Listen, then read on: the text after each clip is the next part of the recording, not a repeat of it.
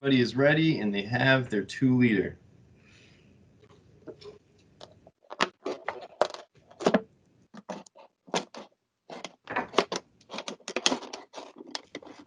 Well, I like to use a sharp pair of scissors. Makes it a lot easier to start that first puncture, to be able to work around and make the cut.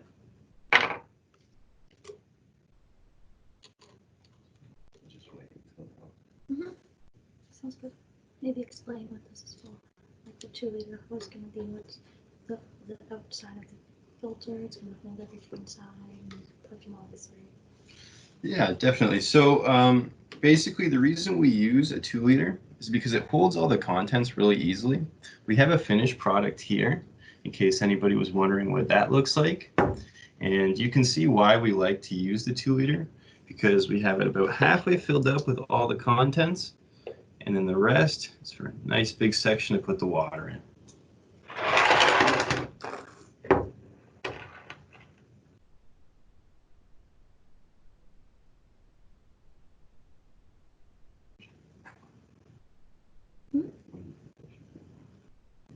I'll give them another sec. So we have a couple questions in the chat, Mr. Tyler. We're just kind of working out the kinks in the technical difficulties. Xander, do you have a question? I'm just trying to say I can't see him. All I see is that green light, red light thing. Absolutely. Okay, Xander, I'll make sure that you can see him. I'm going to share him on a different screen. Okay. So. Thank you. Okay.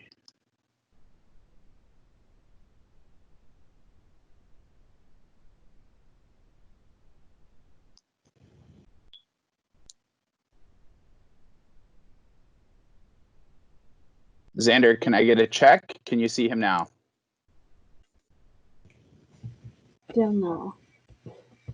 Still no. I can't see him. Stella, can you see Mr. Tyler now? Oh, No. And I'm not going to be here this Monday. I need to cut this open. Okay, well, you gotta find out where you have to. Okay. I pinned your video, sir. Yeah, what's up? Okay. That might have worked. I was going to say, we have one student who's got like a camera kind of on. That might be the reason it's not making that the full screen. Okay, let me double check here. Is that Logan? Logan, can you make sure you turn your camera off, please?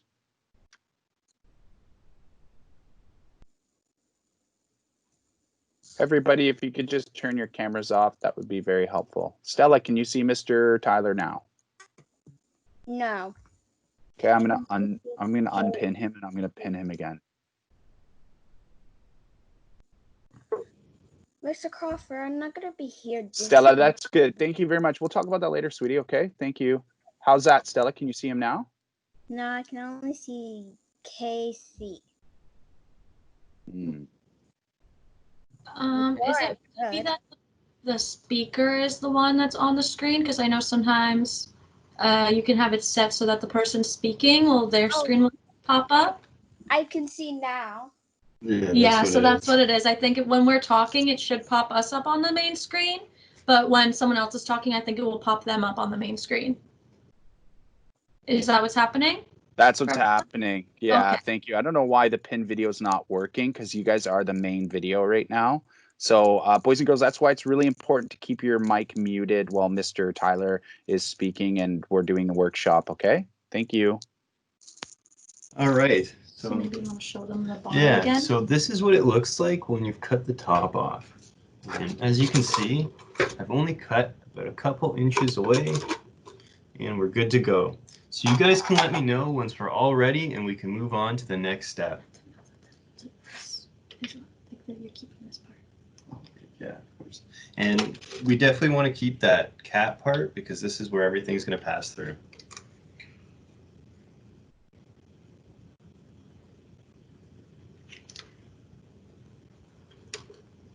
So once you finish cutting it, the next step we move on to is creating a stopper with paper towel.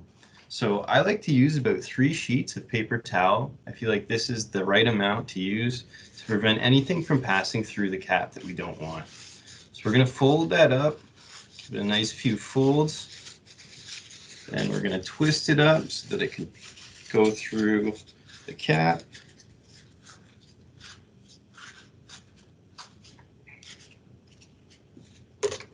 Essentially, because the paper towel is the smallest, has the thinnest kind of fibers, it will allow the least amount of things to get through it, which is why we put it at the bottom. So that way, any small things that have made it through anywhere else will be able to not make it through the paper towels. Exactly, and you're going to want it to look just like this. So nice and snug right at that bottleneck, so nothing can pass through but the water that we want. Oh, I think we have a question.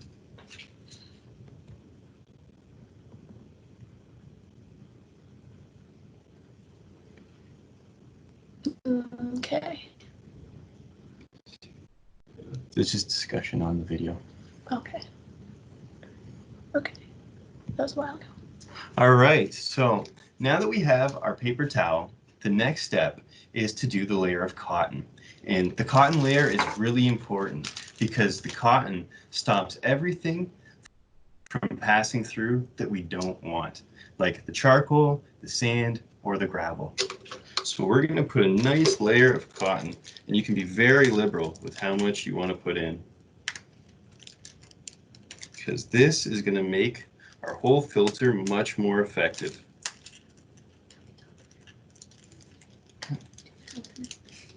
Maybe. Maybe not. Yeah.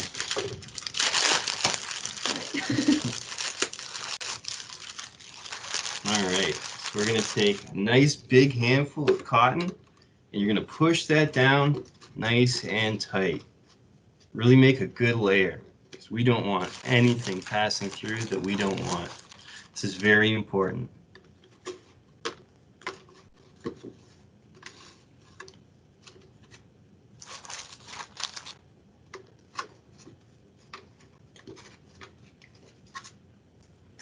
So as you can see, got a nice thick layer of cotton. You want that big and tight so nothing can pass through.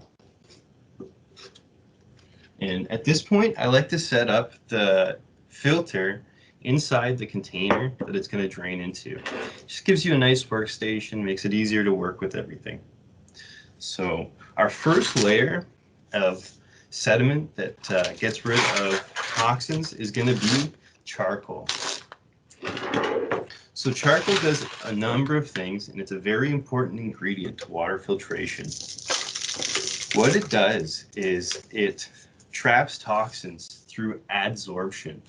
And what adsorption is, it's a chemical process that binds the toxins to the surface of the charcoal, so it gets rid of all the toxins that we don't want. It also improves the taste and odor quality of the water. We're going to scoop up a good amount of charcoal. Get it a couple inches thick, looking just like that. And this is going to be one of the most important layers to this whole thing. So I'll give everybody a few moments to put that together, and then we'll move on to the next thing. And if anybody has any questions, feel free to ask.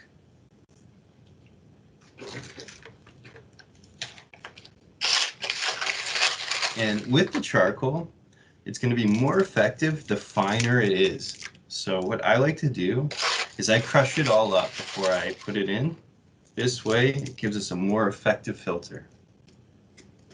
Essentially, what you want to have with these types of filters is the biggest pieces on the top, like the rocks and everything, and then as you go down each layer, it gets smaller and smaller, allowing less of the particles or any floating things to pass through each layer. Yep. So the next layer is going to be sand. And sand is really good for getting any physical things that we don't want in the water. things like twigs and even bacteria that we don't want. So we're going to go ahead and dump some sand in. And it's really important that we use fine sand because these very small granules is what traps all the particulates and allows the water to pass through properly.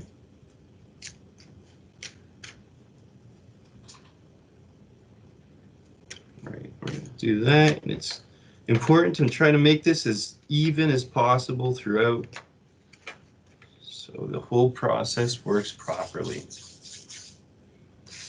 All right.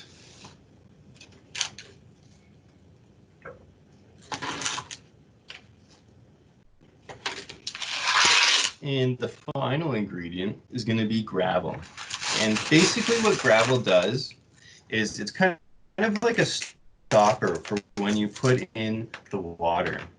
Basically, it doesn't allow the sand to splash everywhere, and it really gets rid of any big things that you don't want in there. So we're going to give a nice good layer of gravel.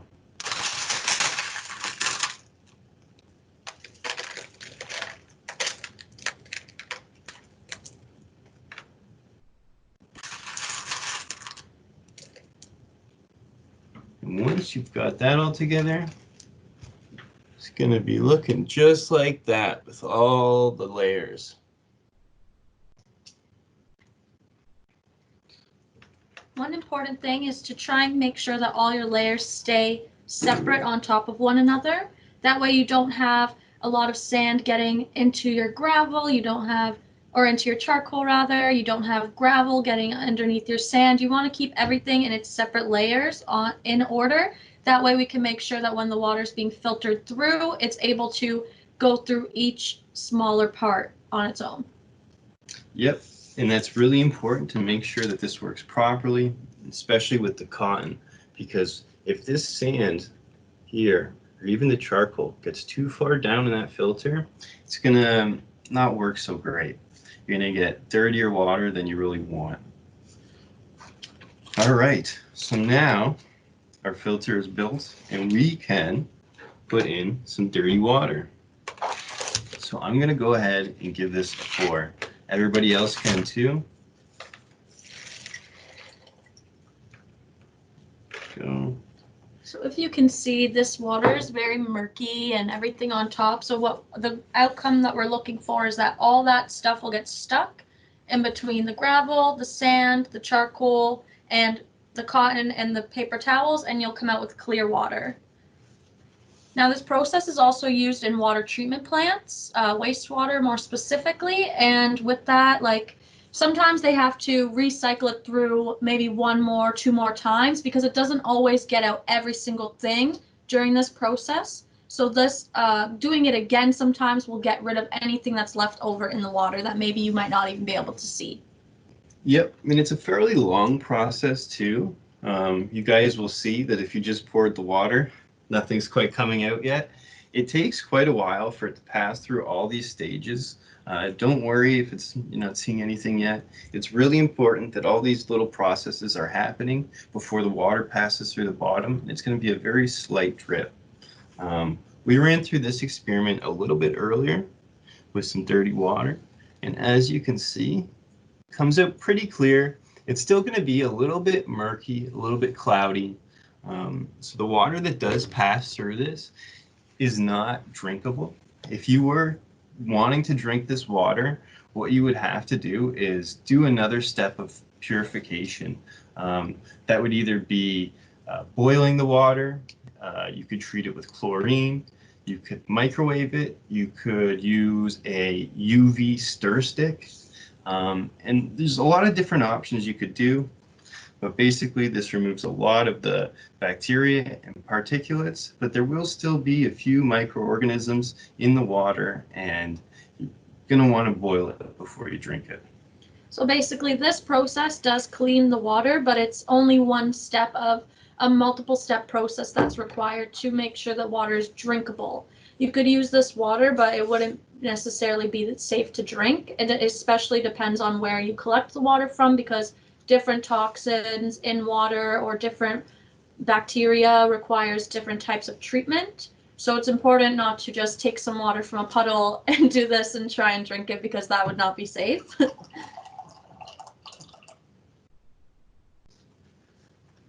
We're gonna add just a little bit more water, see if we can speed this process up a little bit.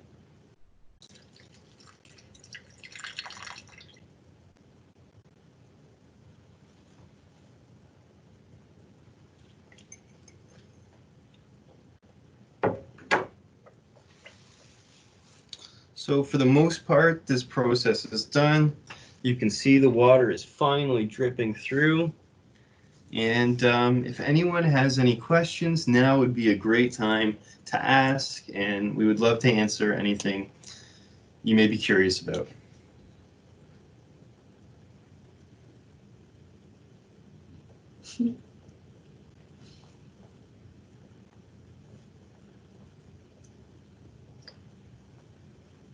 Does everyone who was able to get the materials have some water beginning to drip through now into their cup or container? Well, I think we have a couple of people. Yes. Hi, Klein, you have a question? Go ahead. Well, not really my question. I'm letting my sister like go along with the class, and I'm gonna let her say her question. How did you learn that? Like, How did I learn this? Yeah. So when I was in college, I took a program called an environmental technician. So it's a 2-year college program where you learn all about water quality, water testing, taking care of the environment, things like that. If you are interested in environmental studies at all, I would definitely recommend it. It's a really good career to get into. Thank you. No problem. Does anyone Okay. else have any questions? We have an update from Zach. He says, yes, our water is filtering. At our house, we have a peroxide system to take microorganisms and sulfur for our water. So there you Nice. go. That's a really good commercial unit to use. Mm-hmm. Very nice. Mm-hmm. So this is a method that's often used in septic tanks. If you guys saw on the handout that Keith had emailed to everybody, there was an email. Sorry, Mr. Crawford, and on that image, you can see that when the water leaves the house, it goes through a number of chambers through the septic system. Basically, what those do is similar to this, where it removes a lot of the physical stuff that you wouldn't want in your water. So it removes all that stuff physically, and then it passes through a bunch of different layers of sediment in the ground. And basically, it's like this, where the water gets removed, all the physical stuff, and then it's pushed through many layers of sediment, sand, dirt, things like that. And once it reaches the water table, it's okay to drink again. It goes into the biotank, gets like if it's a well system.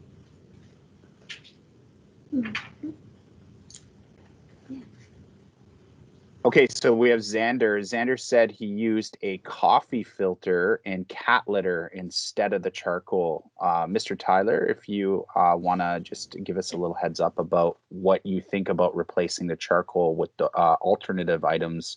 There seems to be a charcoal shortage around the Niagara region these days. So, yeah, I think that's totally fine. The thing with these filters is they're very interchangeable. There's many different things that you could be using to get rid of certain things that you don't want. So the coffee filter is great. I'm assuming you use that for the spout. So instead of a paper towel, you used a coffee filter, which is definitely something that you could use because it allows for water to pass through, but containing all the particulates. You could also use things such as cloth. I haven't looked into cat filter. I don't know the chemical process that happens when water passes through, but I'm assuming that it's similar to charcoal, where you get an absorption reaction where the toxins chemically bind to the cat litter. I think the main reason that charcoal is, like activated charcoal especially, is the most recommended is just because of the way that it clings onto toxic particles in the water or any toxins in there, is because it gets basically stuck to the outside of it. Whereas like maybe cat litter maybe would absorb it, because I know from having a cat that, you know, when it goes in there, it kind of clumps it up. So that might more absorb it, which might take away some of the water as well. So it could still work, but it may not be quite as effective as using the charcoal. And you may have to do an additional run through the system to get it more clear than what you would have if you just use the charcoal as well. But I don't think that it would be much less effective to use that. Yeah, I think it's definitely an appropriate substitute, and it was really good for you to think on your feet. I know charcoal can sometimes be hard to get, and it's awesome that you found a replacement for it. Very clever. Okay, we have another. Thank you very much for that. We have another question from Stella. Stella, your sister has a question. Yes. Okay. What was the question?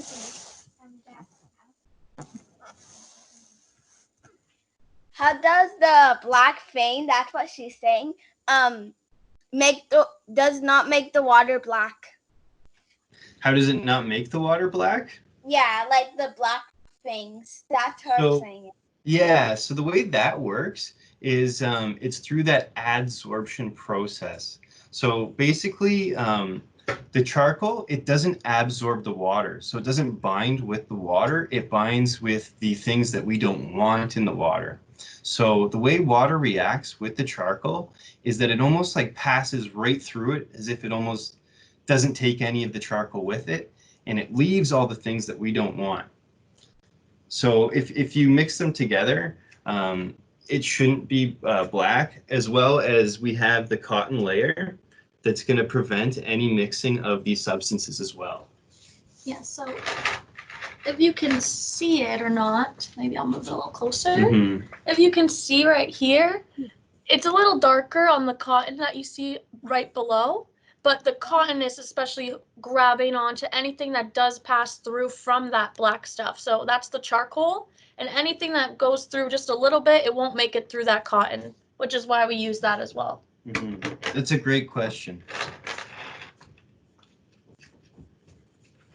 She has another question.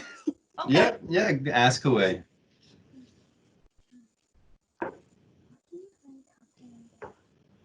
Where can you find cotton in the wild? Well, you can grow cotton. I know that there's cotton farms and things like that. But yeah, it's an agricultural crop.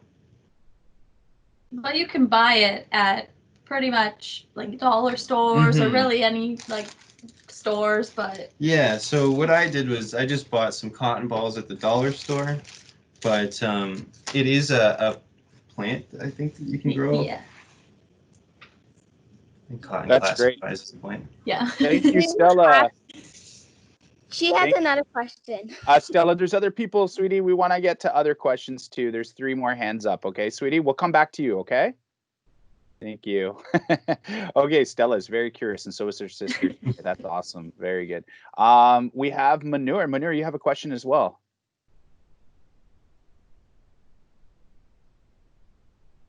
Is Manure still there? She had her hand up. Okay, well, we're waiting for Manure to unmute her mic. Dennis says, we have filtered about 3 cups of water, and the difference between the water at the top and the water that came out is crazy.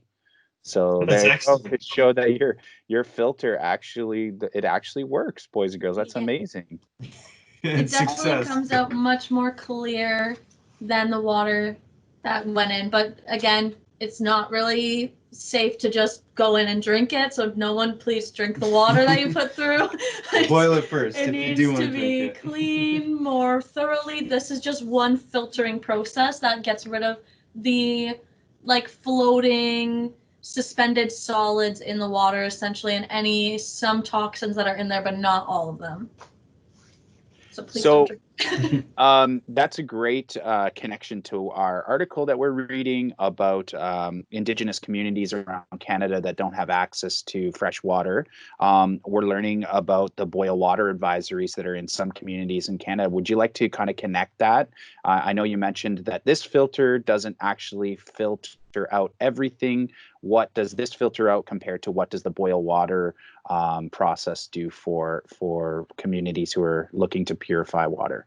Definitely. I know some communities are not connected to the same water treatment plants that we're connected to in the city. So basically for us, all of our water and wastewater passes through these treatment plants. And when we turn on our tap, we're guaranteed a certain level of safe water. Unfortunately, for some communities in Canada, this is not an option. And basically, they're not guaranteed clean water from their tap. So what they do to make sure that their water is safe is they boil it. And what boiling does is it kills all the microorganisms that you could find in the water. And in water, there are tons of microorganisms if it's not treated. And many of these things can be quite nasty microorganisms that can make you very sick. Things like E. coli, Giardia, and whatnot.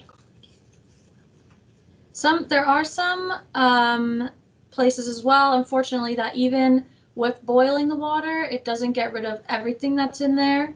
I know that there have been throughout history of, the development of water treatment plants and how we get our water today. There have been problems along the lines where people have learned the hard way, essentially, for cleaning water. There have been times where they thought boiling the water would be enough, and there was other things in there that cannot be boiled away. So it's really important to have the water tested first, so you really know what exactly needs to be done to it prior to drinking it, because like Tyler said, some kind of filters will get rid of some things, the boiling water will get rid of some things, but other things need chlorine to treat and to get rid of.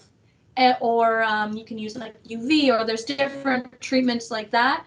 But oftentimes it could be misinformed about what is in the water or what effects it will have. And in those communities where they are in the Indigenous communities where they don't have the fresh water, a lot of different places like Walkerton Clean Water Center is starting programs where they're able to try and get them a water treatment plant in their lands in that way, and teach them how to run it themselves, so that way they can have that in their areas. But of course, that's just a process that's just beginning now, and it will take probably years in order to implement it and put it into place in every single place. So that's something as well that like the boiling water, it may work for if you have certain things, like if you use this from your tap and you put like some dirt in there or something, you could probably boil it and it would be all right. But if you took water that has fecal coliforms in it, it would be not advised to just boil it and then drink it, because there may be stuff in there that you can't boil out. Great. Thank you very much for that detailed response. That's fantastic. I think the bottom line is, boys and girls, that you need to be very careful with the water, especially water that you obtain from nature. Make sure that that you're not doing anything with the water that's not safe. All right. So we have a few different questions here from Zach. Zach has a comment, actually. He says there's been a boil water advisory in Wainfleet since 2006. And I think that that's interesting, considering that Wainfleet is a close community to us in the Niagara region, and they're still going through a boil water advisory. So I thought that was interesting. Thanks for sharing, Zach. And then Fallon says her sister got a parasite from drinking water. I believe it says the water, so I'm assuming it's drinking water in Africa. So she received a parasite. So I hope she's okay, Fallon. Manure asked, is she okay now? Did you want to unmute your mic, Fallon, and let us know how's your sister doing? Yeah, she's fine, but she just had it for a few years before anyone actually found out. Wow. Wow. So there you go, boys and girls. You have to be very safe or careful around water, especially water in communities that don't have filtration plants or access to water that is safe. So Klein asks, do you know how many times bottled water is filtered versus the tap water in Niagara Falls? That's interesting. So the actual chemical constituents of bottled water versus tap water. Do you know anything about that, guys? Could you help us out with that? So tap water is actually tested for a lot more chemicals, bacteria, toxins that are in there, and it's always tested before it ever will come out to your tap. Whereas bottled water only needs to be tested for very few things. So bottled water is actually not the greatest when it comes to, being clean, being more ready to drink. And also bottled water is very bad for the environment because they're taking water from, our freshwater source and bottling it up, which is using more plastic. So overall, it's definitely recommended to use the tap water if your area that you live in, you're able to drink the tap water. Because like you said, in Wainfleet, they have a boil water advisory. So in that sense, you may be more inclined to have bottled water. But here in Niagara Falls, the water is very clean to drink. And if you go straight from the tap, you're not going to have any problems with that water. It's much cleaner than what you would find with a bottled water. Yep, and tap water often contains trace minerals that is good for human health. And when you drink nothing but bottled water or water that comes from a Brita filter, you're losing those trace minerals. And over a lifetime, those things accumulate in your body and will help boost your health. So it's always more beneficial to drink the tap water if it is safe.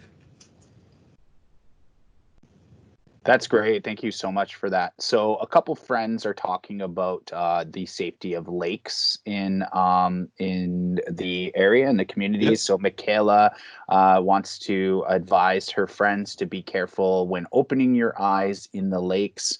And I think that's a pretty good advice, especially in Lake Ontario, considering after it rains. I know there's a lot of Niagara region warnings about swimming in Lake Ontario due to the bacterial content. So did you want to comment on that, guys? Yeah, definitely. So I know within the lakes near where we live in Niagara, we do have high bacteria counts, specifically in Lake Erie as well. So near Lake Erie, we have lots of greenhouses. And basically what happens is the nutrients that they use to grow the vegetables at these greenhouses ends up in our water systems and gets led to Lake Erie. What this does is it allows for fast bacteria growth because it's supplying the bacteria with all these nutrients. So you get tons of bacterial growth in the water. And what that does is when you go for a swim, you're exposed to all that bacteria way more than just a normal lake that isn't having runoff being let into it. And it gives you a much higher chance of getting sick because, like the student had said, if you open your eyes, that gives an entryway for the bacteria to come in and infect you.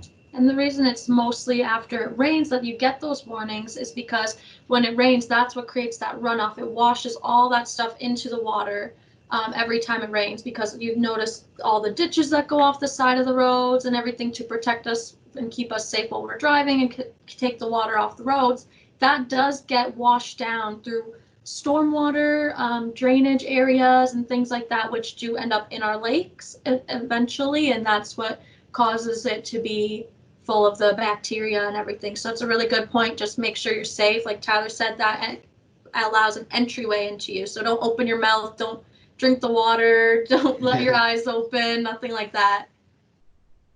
So next week, boys and girls, we'll be looking at cause and effect a little more closely about the water in the communities around us. And from what I understand, just to summarize for everyone, Mr. Tyler said that one of the causes is greenhouse runoff. So any of the when you're growing close to the proximity of the lakes, it's providing some nutrition for the bacteria, which is causing rapid bacteria growth. And the other one, sorry, I didn't catch your name at the beginning of the meeting. Faith. So Faith just said that actually water or rainwater creates runoff, which actually will contribute to that bacterial growth in the lake. But I think the bottom line is Michaela is correct. Please be very careful in not allowing those entryways into your body for that bacteria to make you sick. Okay. So that's great. Aiden has a question. I don't know what happened there. Something you just said got everybody really excited. Now we have like 6 hands up in the chat. We'll take these 6 hands and then we'll say thank you and move on. We're going to have a quick discussion following the workshop. So we're going to start with Aiden. Aiden lowered his hand. Klein. Wait, no. Oh, sorry. I have a question. If there was something like a bad mineral inside of the lake, like uranium or lead, would that?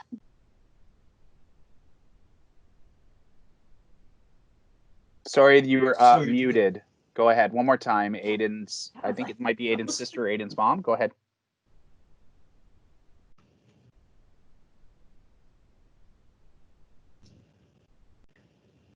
We lost that last part of the question. If you could please repeat the question.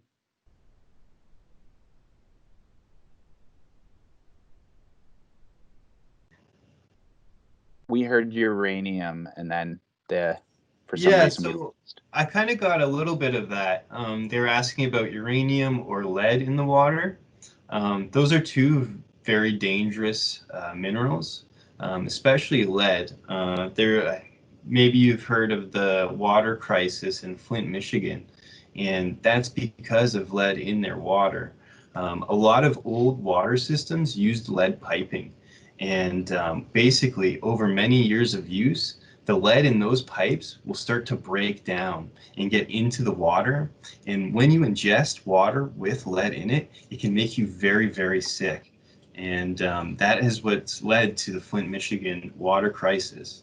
So it's a great question, and it's definitely something you want to avoid if that's in the water. And if any of that stuff was ever in the lakes, our lakes and streams and everything are constantly monitored for all different types of things. So we have, with municipalities and everything, the government systems and things like that, we always have people testing the water to make sure that there is nothing too bad in there that we can't filter out or we can't clean, or if there is something, then we always fix it. So if there was something like that, we would know right away and we would be able to fix the problem before it became a real problem. And of course, if it was in a lake where people were tendency to swim in, we would definitely no swimming advisory and everything like that as well. So I don't think that would be anything that we would need to worry about too much. Okay, next we have Prihansu.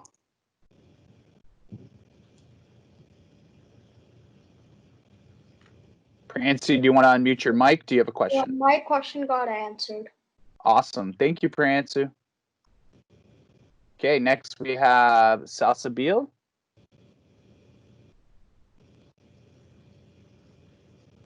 Did you have a question?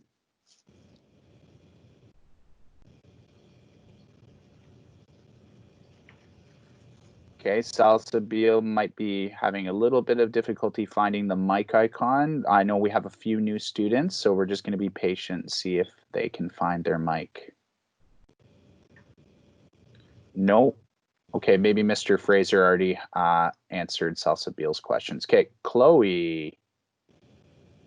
Hi, Chloe. Hi. I was wondering, at the water treatment plants in Niagara? Mm-hmm. Yep. Is the filter that we built today sort of like what at the water treatment plants, what they do in the cycle of cleaning the water? Somewhat. So at the water treatment plant, they do use physical water filtration like this, where water will pass through this physical system where it removes particulates and bacteria, and it gets it to a level that's pretty safe but not quite ready to drink. The big difference in water treatment plants is that in Niagara, we use chlorine to treat our water. So the chlorination process is how we make our water drinkable. So once the water passes through this physical system, it's then dosed with a very specific amount of chlorine, enough that it cleans the water, but no chlorine is left in the water that would be a dangerous level for you to drink. So basically, this is kind of used in the water treatment plant, but there's so many other steps used as well to make sure that it's clean, safe, drinkable, and just as soon as you turn on your tap, you have nothing to worry about. Great. Thank you for that. We have Michaela. Michaela, you have a question.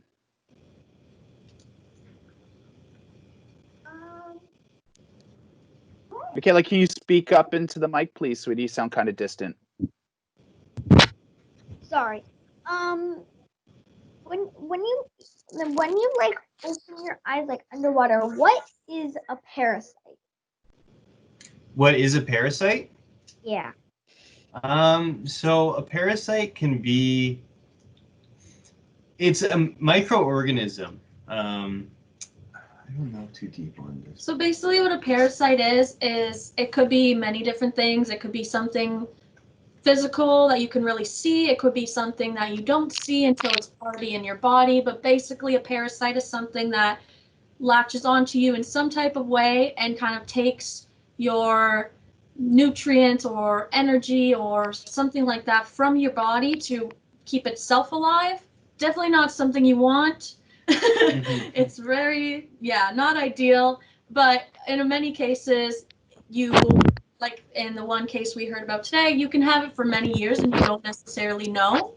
But generally, if you go swimming here, you're probably not going to get a parasite. You just want to watch out for bacteria mostly and things like that that you can get into your eyes, which then goes into your body system and that kind of thing. Okay. Michaela, actually, we're going to be doing some work with water treatment plant, the Niagara region, next week, and I believe they have a resource about parasites and bacteria that we'll be looking at next week. Michaela, okay? Yay. Yay! She sounds excited. I love it. Thanks, Michaela. Okay, Priyansu's the last question, boys and girls. Then we're going to say thank you very much to our amazing workshop hosts. Priyansu, go ahead. So what's in charcoal that filters the water? What in charcoal that filters the water? So it's the charcoal itself. So the charcoal has a chemical reaction with the water and the contents in the water. Basically what happens is it's the chemical reaction of adsorption. It's different from absorption with a B. This is adsorption with a D. And basically what happens is when the water passes through the charcoal, these toxins chemically bind to the surface and pores of the charcoal, keeping those but allowing the water you want to pass through. Okay, thank you. No problem. Awesome. We definitely want to look more into adsorption. I think that is a great word. Thank you very much for sharing that with us, Mr. Kazaa and Faith. That was